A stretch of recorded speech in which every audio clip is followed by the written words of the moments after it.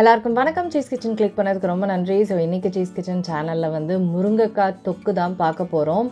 செம டேஸ்ட்டாக காரசாரமாக சூப்பராக இருக்கும். இந்த முருங்கைக்காய் தொக்கு ரைஸு, தோசை, இட்லி எல்லாத்துக்குமே செம அட்டகாசமாக இருக்கும்.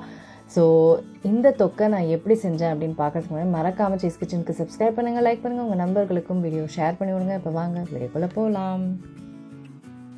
இந்த முருங்கைக்காய் தொக்குக்கு வந்து நான் கடாயில் ஆயில் சேர்க்கிறேன். ஆயில் வந்து நல்லா தாராளமாக சேர்த்துக்கோங்க, ரொம்ப நல்லா இருக்கும்.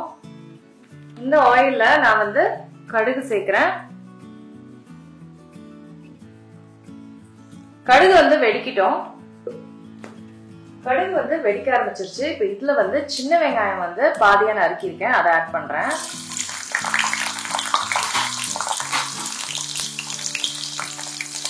அதுக்கப்புறம் பூண்டு, அதுக்கப்புறம் இதோட பெரிய வெங்காயம்,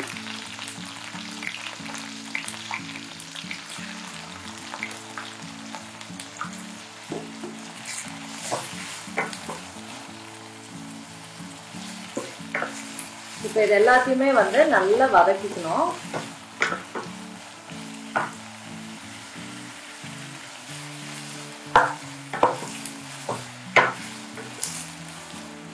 வெங்காயம் பாருங்க நல்லா சூப்பராக வதங்கிடுச்சு. ஸோ இந்த அளவுக்கு வந்து ஆனியன் வந்து வதங்கணும்.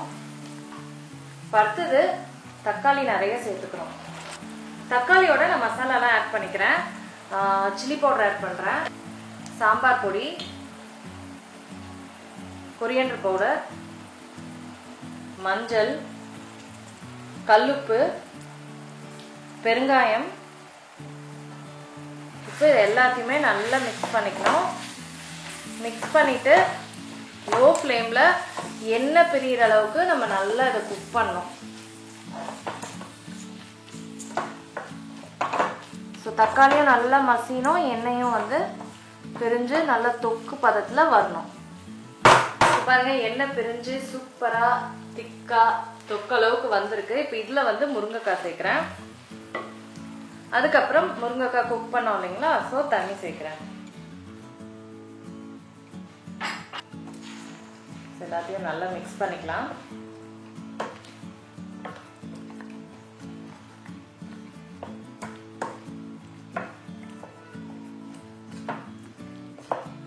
ஸோ இப்போ முருங்கைக்காய் குக்காயி நல்லா அதே மாதிரி எண்ணெய் பிரிஞ்சு தொக்கு மாதிரி நம்மளுக்கு வரும்.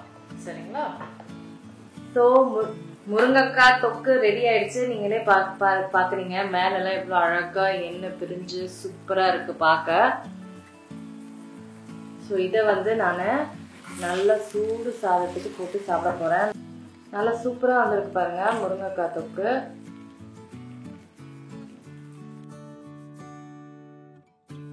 நல்ல பூண்டோட பார்க்கவே எவ்வளோ அழகாக சூப்பராக இருக்கு. ஸோ இதில் ஃபைனலாக வந்து நான் கொத்தமல்லி அப்புறம் கருவேப்பிலை சேர்த்து மிக்ஸ் பண்ணிக்க போகிறேன். ஸோ அவ்வளோதாங்க, முருங்கைக்காய் தொக்கு முடிஞ்சுது. ரொம்ப சூப்பராக இருக்கும், ரொம்ப ஈஸியும் கூட இந்த தொக்கு. கண்டிப்பாக ட்ரை பண்ணி பாருங்கள். ட்ரை பண்ணிவிட்டு எப்படி இருக்குன்னு சொல்லுங்கள். நான் உங்களை சீக்கிரமாக அடுத்த சந்திக்கிறேன். வணக்கம். இருங்க எங்கே போகிறீங்க? இந்த 2 வீடியோஸும் கண்டிப்பாக உங்களுக்கு பிடிக்கும். கிளிக் பண்ணி பாருங்கள்.